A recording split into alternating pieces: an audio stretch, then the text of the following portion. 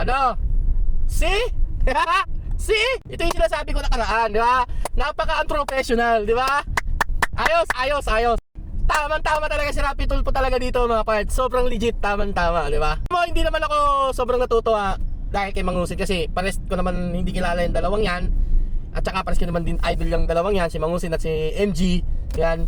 Pero kasi doon sa video kasi, kitang-kita naman kasi mas aping-api talaga yung, alam mo yun, si Mang Usin.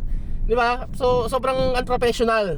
Sobrang pamamahiya yung ginawa nila. Actually, pwede ngang kasuhan yata yung mga ganyan eh, di ba? So anyways, kahit anong mangyari, si Rapi Tulfo na ang bahala sa inyo gumiba. Okay? Lalo na kay MJ na iyakin, sumbongero. Ayaw magpatalo, gusto siya lang yun ang dudurog ng tao, siya lang ng mamama ng tao. Bahala na sa inyo si Rapi Tulfo. Tsaka dun sa misis ni MJ, sana hindi mo na lang ginawa yung ganung dating. Sana hindi mo na lang, hindi ganun yung ganun na dating ng yung finger. Kasi, tanda mo, madam, may mga batang nanonood sa social media o mapa-TV man yan. So SPG, so kailangan natin mag-ingat sa mga pinagagawa natin dyan sa live. Okay, lalo't naka-live tayo, maraming nakakapanood, alam mo yon. So sana maging patas ka din. Okay, hindi dadaan nyo lang sa personal na galit. Kasi nakikita ko rin naman din talaga hindi naman talaga siya hindi siya totoong parang dahil lang sa kaso. Parang ang nakikita ko kasi dun sa video, parang personal na galit na, parang nayabangan na siya, nayabangan din siya, tapos dinaan nila sa live para mas lalong mapahiya, makabawi lang, makaganti lang, makahamak lang ng tao. Kasi yung nangyari kasi kay Mang Usin, hindi naman kasi sobrang maganda yun, parang panglalait yun parang alam mo yun. Kaya sana, tama si Rapi Tulfo kung yung mga ganitong kaso, pag hiningan ni Sir Rapi Tulfo ng ganito ganyan, ang tagal, hindi may bigay, nakataklob yung mga mukha ng mga suspect, di ba? Tapos picture lang yung ginagawa, saglit lang yung video. Samantalang ito kay Mang Usin, napakababaw lang, di ba? Sobrang babaw lang niya mga man.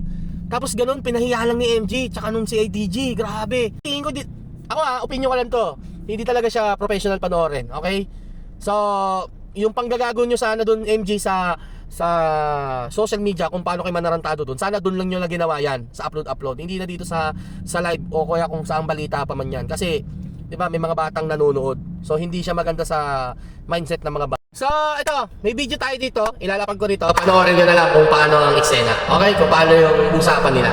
Kaya kung nasabi yan, kasi kumalat ko sa social media, some people came to me and asked me those questions na bakit ganoon. Meron po kasi, I'm not gonna mention the name of the guy.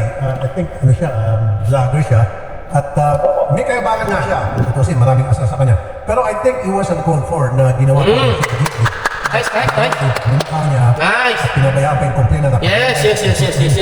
Samantalang yung kanya pong kaso ay unjust vexation lamang. Yes. Ba't ganun po? Ba't pinayagan po rin sa EDG yun?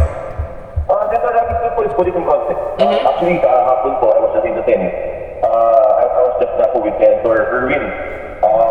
Nag-ibigay nga kami na a few years ago, 5 years ago, inuli rin po yung same person po na ito, ng NBI po naman, at marami po naloko mga OFW po ito, at tapos si Senator Erwin tumulong sa pag-aaresto na ito, and the guy was also arrested. We understand na ang dating po sa tao ay unjustification po ito, unjustification lang ito, and of course, we are protecting also the identities of people. However, Senator Rocky, alam pala naman po natin yun yung tao pinag-uusapan dito, and all of these offenses to the public are extremely public. And siguro po, when there are issues, totoo na po, meron na po mga issues po na maraming pag-usapan ng mga pagbibatihan. But at the end of the day, Senator Rocky, makakapaulit sa akin ito, kung yung sumahin po natin, meron po human trafficking dito, namakmak po na stop cases, mga OFWs po. Gigil na gigil din siya, no? Gigil na gigil din siya, no? Disrespect for institution, use of the uniform. Pero yung mga ibang malalang may kaso, di siya ganyan And even the use of the name, the use of her name. Commissioner, sure, I hear you.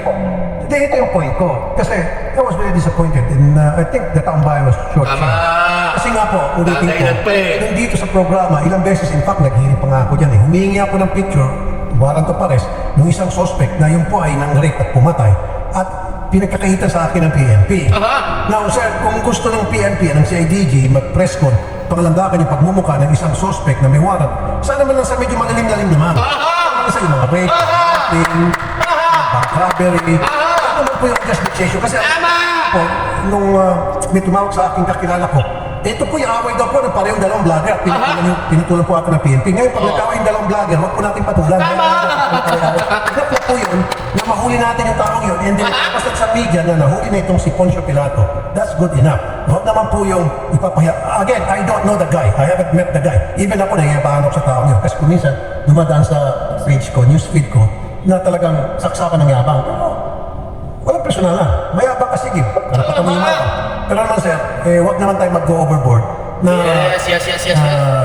nagpapagamit tayo yung ating PNP dahil merong isang taong lumapit at itong taong nito, sikat din, at inutusan. At saka meron ako nakita sa doon na itong vlogger na ito, nandun yung complainant, pati misis niya, pinagmumura sa harap niyo. namakyo pa. Pinagmumura at meron pang sandali sir, kumakanta-kanta pa, meron pang mga banda. That was really a circus. Sana hindi na po pinayagan yun. Such a bitch! Natakuha ko doon nung nagalit yung nasalita ko na gano'n yung vlogger. Totoo, hindi po, yung pumadala na with the Rodrigo Papi. Nako, nakita na lang sa Tejo eh. Dahil ang panig! We don't like that. I personally didn't like that also. Pero yung At saka, mga sige pa sa baka makalimutan. Saka nakikita ko sir, yung vlogger na nagko-complain against this guy na naka-t-shirt na ng preso, nakikipag-ano pa nakikipaglambingan pa doon sa isang vlogger. Para bang nangyari, ang dito ano sir, pag ako manonood at kung yung mga ordinary tao manonood, parang nabayaran yung PNP. Parang itong taong to. Parang payat yung taong to. Siguro po, alam ko naman po, wala ko po ang inyong pag-ibig ko dito. Nabola pa! Na lumakas po, ibigantan lang po na yung buwangan na yun. So there are other cases involved, there are other pending cases. Sabi ko ako, medyo matrafficking nga po dito. Ang dami mo talaga, Central Traffic, ibang-level mo talaga. Napanood lang po talaga na ito po yung warrant na lumabas. Sila po, hindi na outside of the personalities here. And actually, I actually salute the PNP po, Central Traffic, na mabilis po yung pagkakaret. No sir, I'm sorry sir. I'm sorry, I don't salute the PNP. In fact, I saw it na nagamit ng PNP yung kanyang tungkulin para paboran yung isang tao na lumapit sa kanila. I didn't salute the PNP. Sa saludo po ako sir, kung yung sorry po. Sa saludo po sana ako sir, kung yung hinuli nila, binaranda nila sa media, Aray ay mo! kidnapper, bank robber, rape with homicide, yung ba mga malalaking kasalanan. Huwag naman po yung unjust vexation kasi po unjust vexation yan. Di ba? Tumpa! Yung mga karumal-dumal na krimen, yung nag-chop-chop ng tao, na marami po dito yan. Almost every month, meron kami chinap-chop, murder, nilagay sa maleta. Bakit yun hindi po pinapalabas yung mukha ng mga suspect? Bakit yung mga suspect na mahuli, hindi po pinapress con? Hey! Di ba? Nilagay sa maleta yung babae? Alam nyo na, para mapanood yung full video, search na lang sa YouTube, okay? Hindi na natin ito tatapusin. Ganun talaga eh. Kita nyo naman, di ba? Wala eh. Yun na kasi nakikita din sa video, man. So, kahit naman kung masyado tayo over-OA. Wala eh, OA din kasi sila eh, kaya magiging OA na lang din tayo dito. Pero yun, shoutout sa inyo. Ayusin nyo yan.